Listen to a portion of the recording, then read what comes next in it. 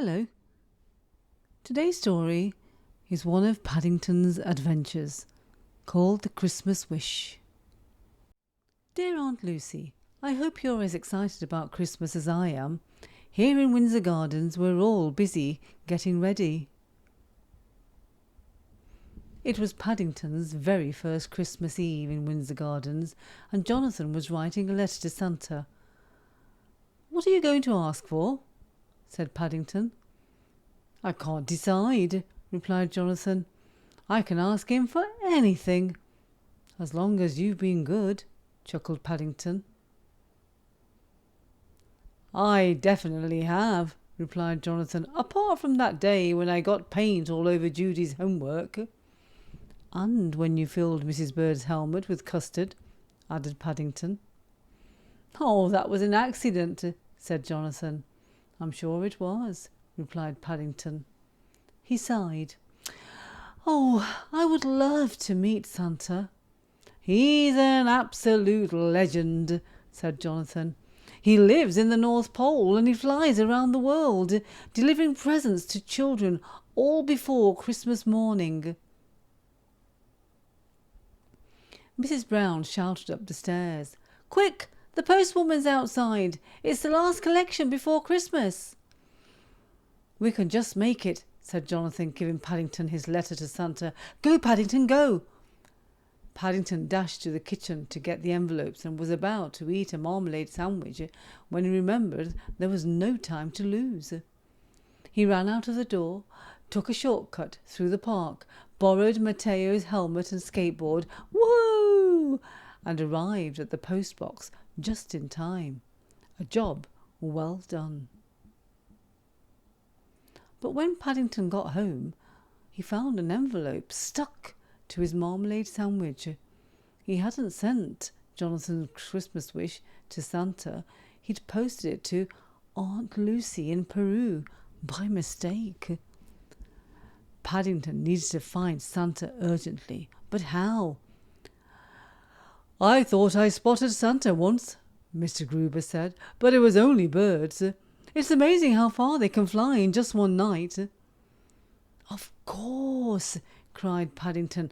"Come on, Pidgeotton, it's time to save Jonathan's Christmas." Paddington placed a note in Pidgeotton's beak. "When you see Santa, give him this. It says, 'Please go to Peru, find Auntie Lucy, and read Jonathan's Christmas wish.'" A little while later, Paddington went to admire the Christmas tree lights. Suddenly, zap! The electricity went down.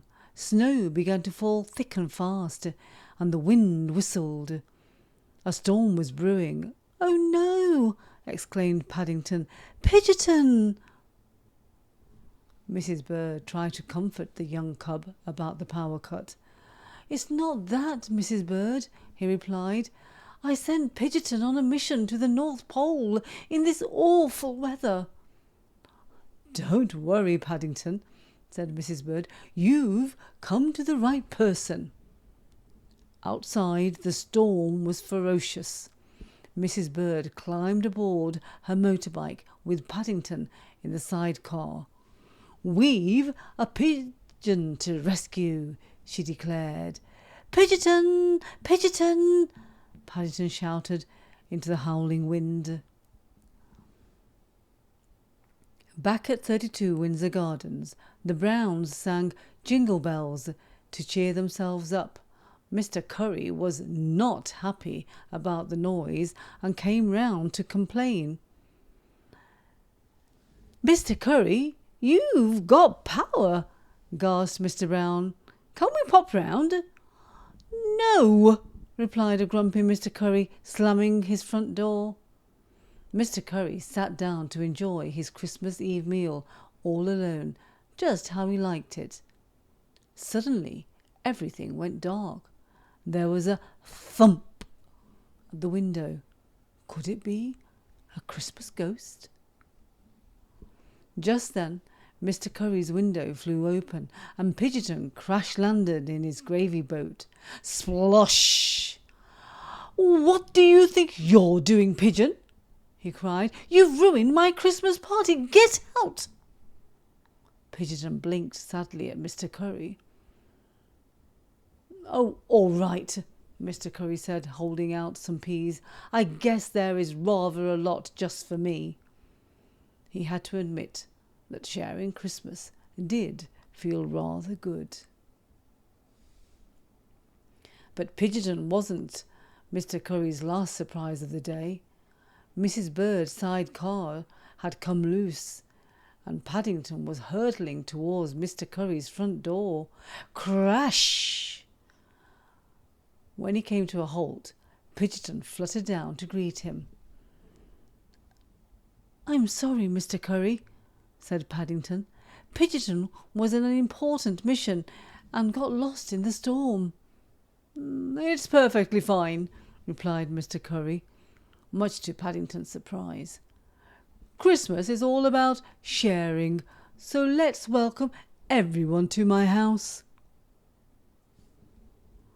And so that was how the Browns, Mrs. Bird, Mr. Gruber, Matteo and Sophia ended up celebrating Christmas Eve at Mr. Curry's house. "Now this is Christmassy," said Paddington. "Christmas is so amazing," cheered Jonathan.